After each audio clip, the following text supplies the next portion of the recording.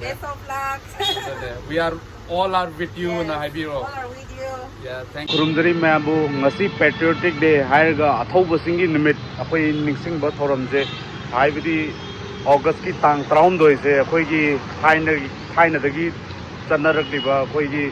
1891 haigedra dagi toriba akoi gi patriots ma'am ना होजी फोगदा थोनाबा बा अखोई की फोर फादर्स मैम ना तोबिरम बदो अदुगी वाखल लोंदा मसीजु अखोई मैम ना निंगसिंग थोर पांगतोक जरी अदुगा मरी लेना आई हक सिगी वीडियो की थ्रू द केनम हाइजनिंग मा अखोई की गिरेबाग सिगी अनौबा अथौबा हाइतारदि अखोई सानाबगी रमदा अथौबा हारगा कोई नाउ एमएमए फाइटर चुंगरेंग कोरेन महाकी मरमदा जो ngasi खितंग हाइजागे अदु हंतक की थोखिबा एमएफएन 17 दुगी टाइटल इवेंट टू द इनाउदो माइथीबा नंगौरे माइथीबा नंगौसि मरमदा अखोइगी हंतक वाथखिबा अवाट अपा लेना अखोइ रिकवरी चांग नाइना फंगिदबा अमदि मतम चाना सपोर्ट लैगिदबा अखोइ साइडतगी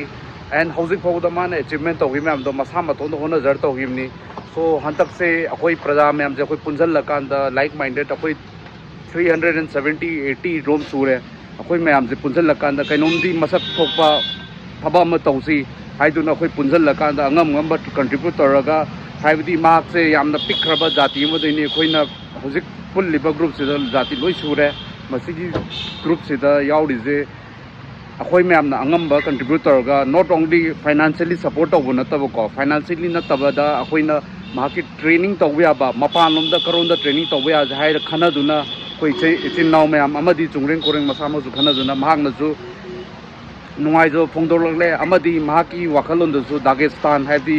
रशिया रोमदा ट्रेन तौनिंगबै वाखल लेरे हाइबदी हंतक लाकदरिबा एनी रीमैच नत्रगा मपान लोमदा कॉम्पीट तौनगे हाइताजु अखोइ लैरिबा था मंगा तरुक सिगी मनुंगसिदा सोइदनदि अमदी लाकने खनजै सो अदुना हौजिक लैरिबा सेप्टेम्बर फाइजदे अखोइ ट्राई तौजरी हाइबदी नौनना ट्रेनिंग तौनबगी दमक अदुदा चंगदे आदबा पैसा खरदी अखोइ दरकार तानी अखोइ मैम पुंजलगा एट बल्क कोइना तौजे ना मसामक्ता अकाउंट हाफ पैसा मची मची तौदस अखोइ पुलप पुंजलकांदुदा वन टाइम ओइना पिगिना पैसा हाइबजिदी मांगखिदबा मखोंग पाली पैसा हाइबजि मटेरियलिस्टिक थिंग ने अदु सरुपुदी अखोइ तंबा याबा इहै लैदना मागी स्किल माना तौरिबा मथौदुदा स्किल दुदा अपग्रेड तौनबगी दमक्ता अखोइ कंट्रीब्यूट तौरकांदा ट्रेनिंग गिसे अखोइ फुल्ली नत्रगा अखोइ पार्शियली होइता स्पॉन्सर तौनबा तौजगे हाइबदि सिदा तमकदबजि तुंगी मिरोल गिसु कानगदब ओइगदब पोटनेबा पैसा हाइबजि हाक लेरमकांदा चटखिदब पोने बट इहे इजि दुम तुंगी मखा ताबजु यूज तौबा या पोने अदुना मयाम दुम सपोर्ट तौबियु डिटेल्स मैम दो अखोइ दुम कनो दा हापचरागे वीडियो सिगी मखा सिदा एंड मयाम दुम याउबिरकांदा अखोइ पुलप सपोर्ट तौमिनजि नाउजि हंता अखोइ तौन तौबा अदो ब्लॉग से एंजॉय तौबिरो थैंक यू आफ्टरनून मैम कमाई तौबिरिगे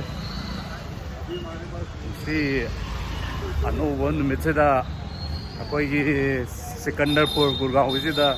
सिंजू मदि बोरा कई चाय याबना हाबदो ngasi हापेतंग उलागे याम सांगबो इरो वीडियो से ngasi नोम कोइथोरपै को कुइरे चादबजे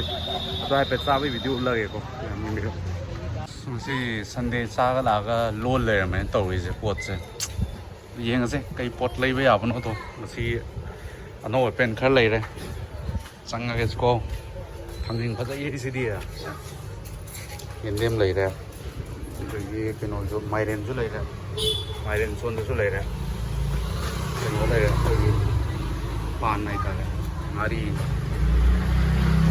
हाइड्रो जो लेरे उमरोक अदगी अखोइ टेक्नो मानबी जो लेरे ही टेक्नो मानबी यावरे अदगी अखोइ कनो जो तोनिंग को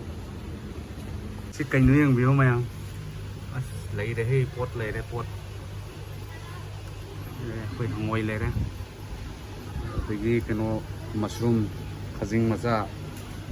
पोटी कोइ सुनब लेबे जाने कोइ कनो जो लेरे लेमन हाइद्रा कइ हाइगे अखोने जना कोइ कनो तो लेरे को अदि चानबो अचापोट सु हम लेरे बोटिंग जो लेरे ये सोंदा ग्रीन कनो हाय तारे कोई वेजिटेबल्स में हम मनुंग लेरी को तो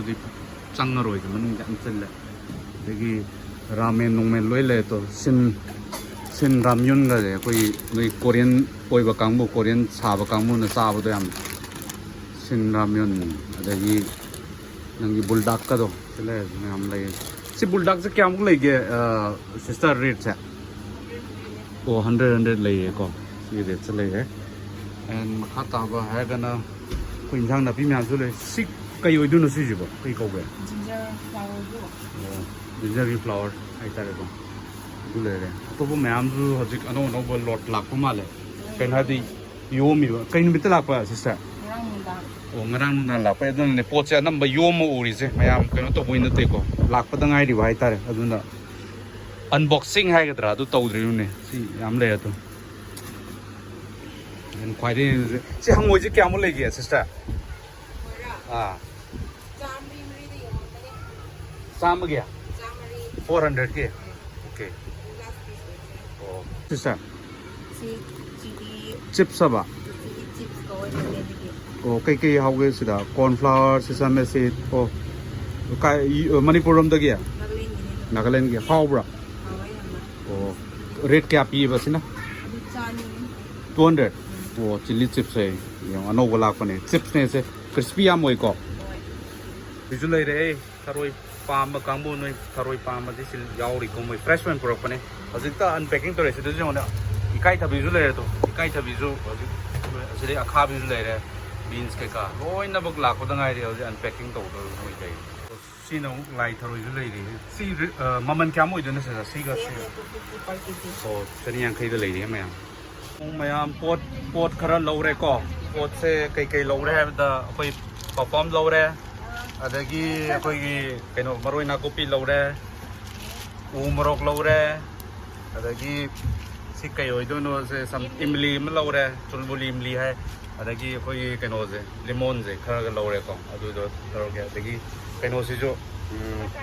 ꯂꯨꯄꯥ 100 ꯄꯤꯌꯦ ꯁꯤ ꯃꯥꯏꯔꯦꯟꯁꯤꯃꯒ ꯑꯗꯒꯤ ꯑꯈꯥꯕꯤ ꯑꯩꯈꯣꯏ ꯑꯈꯥꯕꯤꯗꯣ ꯑꯗꯨꯒꯁꯨ ꯂꯧꯔꯦ ꯁꯤ ꯃꯌꯥꯝꯁꯦ ꯂꯧꯔꯦ ꯉꯁꯤ ꯌꯥꯝ ꯆꯥꯔꯣꯏ ꯑꯗꯨꯅ ꯈꯔ ꯆꯥꯕꯩꯅꯦ ꯇꯦꯁꯀꯤꯅꯤꯗꯀꯣ ꯑꯗꯨꯒꯤꯅꯤꯗ ꯂꯣꯏꯅꯃꯛ ꯂꯧꯕ ꯂꯣꯏꯔꯦ ꯍꯥꯏꯇꯥꯔꯦ ꯁꯤ ꯂꯩꯔꯦ ꯑꯩꯈꯣꯏꯒꯤ ꯀꯩꯅꯣꯁꯦ ꯊꯦꯂꯥꯁꯦ ꯑꯗꯨꯃꯨꯛ ꯊꯣꯛꯅꯕ ꯇꯧꯔꯁꯤ ꯑꯣ ꯁꯔꯄ꯭ꯔꯥꯏꯖꯤꯡꯂꯤ ꯑꯩꯈꯣꯏ ꯑꯗꯨꯝ ꯅꯣꯡ ꯐꯥꯗꯣꯛ ꯑꯗꯨꯝ ꯂꯥꯛꯄꯅꯦ ꯑꯩꯈꯣꯏ ꯕ꯭ꯔꯨꯁꯂꯤꯒꯁꯨ ꯀꯣ ꯑꯗꯒꯤ ꯑꯩꯈꯣꯏꯒꯤ ꯁꯤꯁꯇꯔ ꯂꯤꯌꯥꯡꯃꯩꯒꯤ ꯁ꯭ꯇꯣꯔ ꯑꯃ ꯅꯍꯥꯟꯃꯨꯛꯁꯨ ꯎꯠꯈꯤꯕꯗꯣ ꯑꯩꯈꯣꯏ ꯆꯩꯔꯥꯎꯕꯗꯒ ꯂꯩꯕ NK ꯁ꯭ꯇꯣꯔꯅ ꯂꯤꯌꯥꯡꯃꯩꯒꯤ ꯍꯦꯛ ꯀꯦꯐꯦꯗꯨꯒꯤ ꯅꯥꯀꯟꯗ ꯂꯩꯕꯗꯨꯅꯦ ꯑꯗꯣ ꯁꯤꯁꯇꯔꯅꯁꯨ ꯍꯟꯗꯛꯀꯤ ꯑꯩꯈꯣꯏ ꯏꯅꯥꯎꯒꯤ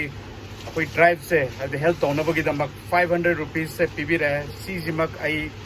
ꯒ꯭ꯔꯨꯞꯇ ꯑꯗꯨꯝ ꯑꯞꯗꯦꯠ ꯇꯧꯖꯔꯒꯦ ꯃꯌꯥꯝ ꯊꯦꯡꯛ ꯌꯨ ꯁꯣ ꯃꯆ ꯁꯤꯁꯇꯔꯁꯦ ꯍꯥꯏꯐꯦꯠꯇꯪ ꯌꯥꯎꯕ ꯌꯥꯕꯤ ꯇꯥꯔꯦ ꯏꯀꯥꯏꯌꯦ ꯌꯥꯎꯗ ꯌꯥꯔꯣꯏ ꯁꯤꯁꯇꯔ ꯕꯦꯁ ꯑꯣꯐ ꯂꯛ ꯑꯝꯇ ꯍꯥꯏꯕꯤꯔꯣ ꯃꯌꯥꯝ ꯕꯦꯁ ꯑꯣꯐ ꯂꯛ ꯑꯝꯇ